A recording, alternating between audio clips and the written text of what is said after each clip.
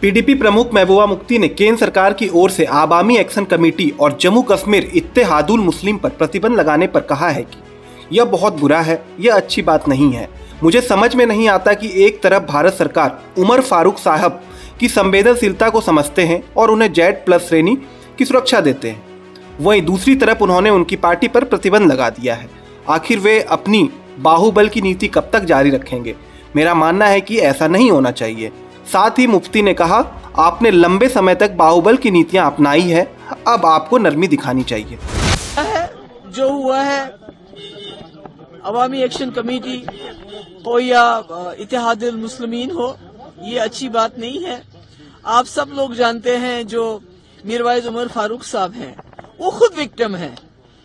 उनके वालिद शहीद मौलवी फारूक साहब, उन्होंने ये पार्टी बनाई हुई है और उन्होंने शहादत भी दी है। और इसी तरह जो मसरूर अंसारी साहब हैं, ये सारी एक सोशो पॉलिटिकल ऑर्गेनाइजेशंस हैं। तो मुझे एक चीज समझ नहीं आती कि एक तरफ से गवर्नमेंट ऑफ इंडिया ये समझती है उमर फारूक साहब की नजाकत को, और जिसकी वजह से उन्होंने उनको Z+ कैटेगरी की सिक्योरिटी दी है एक तरफ से, दूसरी तरफ से उनकी पार्टी को बैन करती है। ये बात मेरी समझ से कोसों दूर है कि आखिर ये जो मस्कुलर पॉलिसी है, ये कब तक चलाएंगे?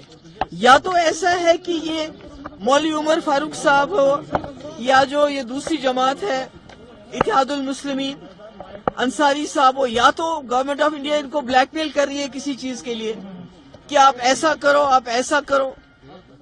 तो अगर वो नहीं करते हैं तो फिर वो एक्शन लेती है। मुझे नहीं मालूम, क्योंकि मुझे ये समझ नहीं आती, एक तरफ से आप एक शख्स को Z+ कैटेगरी में लाते हो, सिक्योरिटी देते हो, दूसरी तरफ से उसकी ऑर्गेनाइजेशन को बैन करते हैं।